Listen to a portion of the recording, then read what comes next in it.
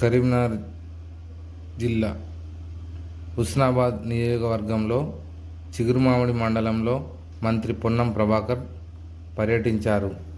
పలు అభివృద్ధి పనులకు శంకుస్థాపనలు నిర్వహించారు.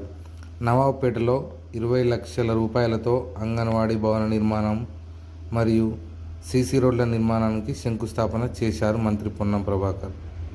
అలాగే చిగురుమామిడి మండలంలో కొండాపూర్ గ్రామంలో 15 లక్షలతో సీసీ రోడ్లు, మురికి కాలువల నిర్మాణానికి కూడా మంత్రి శంకుస్థాపన చేశారు.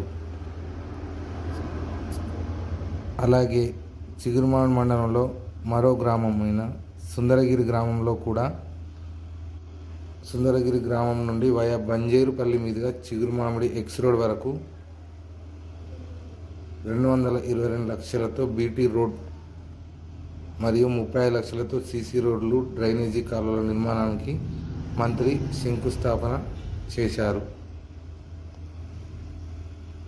ఈ కార్యక్రమంలో మండల ప్రజలు, అధికారులు పాల్గొన్నారు.